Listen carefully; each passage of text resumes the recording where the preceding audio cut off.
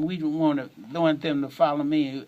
I heard when I was a child in Missouri. I was a child and I listened to them preachers saying this. And you don't do as I do, do as I say do. Don't do that. Don't go there. That's not the way you do it. Don't go there. No.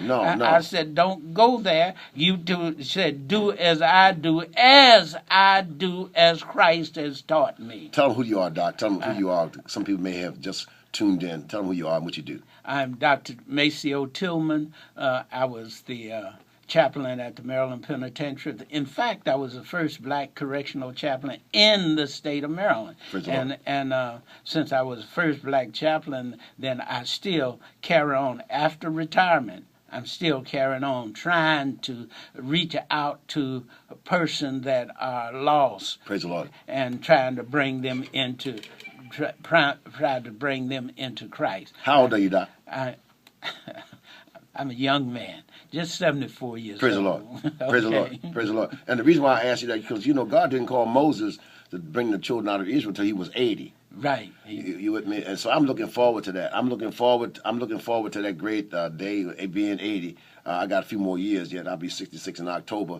Matter of fact, October 11th, I'll be 66. But I'm young, strong, you know what I mean? And I know that because I exercise 4 days a week. I love the Lord. But I tell people, I want to be like Jesus. I was telling the man, I saw him in the doctor's office the other day, and I asked him, did he go to church? And he said, no. I said, well, listen, come to my church. And I said, because I want to teach people to be like Jesus. I said, I want them to follow me as I follow Christ. That's what I was really saying. Yes. I said, because I want to be like Jesus. I want to be able to lay on hands and heal. I want to be able to talk like him, walk like him, preach like him, teach like him, lay on hands. I want to be like Jesus. And he looked at me, he said, man, you're the first person I ever heard say that. I said, yeah, well, you come to my church and you hear me say something else. Because, I honestly and truly believe if we're gonna love brothers and sisters, if we're gonna be loving prisoners, people who have murdered people. You with me? I may not have physically killed somebody, but I know I have murdered some folks' reputations and talking about people. I know I have done that. We all have sinned. Even you have sinned, Doc. Yes. But I'm not gonna act like I'm so holy, don't know nothing about hell, damn, or spit. You felt? I'm not gonna act like I ain't never been nowhere with all that mess. God has delivered me from a whole lot of dirt.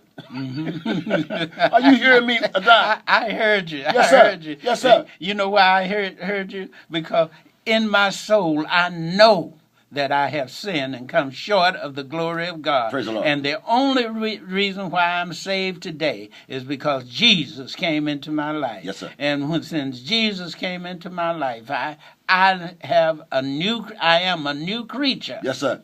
I realized, when I first went to the penitentiary as a chaplain, I went up to preaching my first sermon. I stood up to preach my sermon. I had been involved in the civil rights movement and all of that, and I was just, gun-ho. Yes, sir. in that area of the civil rights movement. And I stood up, and when I stood up and looked in the audience and saw all of those white boys splash in there, God told me, you got to deal with them too, and you got to love them also. That's right. And I said, "Oh, I can't go on with the sermon I had written out in a manuscript out.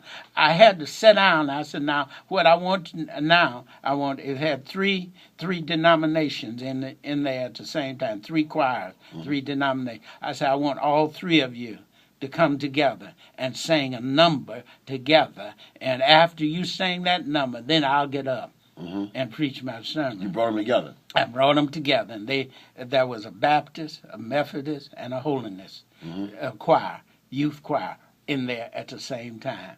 And then I sat down and they sang when they got up. And I said, what the world needs now is love. And that's the only thing that we have to love. Praise the Lord. And yes, that sir. was my message through that. Yeah. There was a time when I used to really just be concerned about black folk.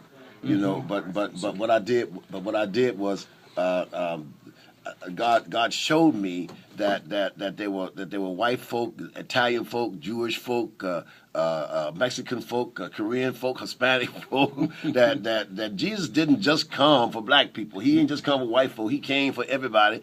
So my message of hope, hope has no color. It's got no color. Listen, that we only got about a minute or so left. There's somebody out there who's in the penitentiary right now. Get ready to go to the penitentiary, or just came out of the penitentiary, and they feel uncomfortable leaving. They feel uncomfortable being out. They don't know what to do. They may be getting ready to hit that pipe. They may be getting ready to take a drink or drug. Give them some hope, please. You can be saved, and you can. I talked to a young man. You got about 1 minute. I talked to a young man last night that just came out of prison that I talked with.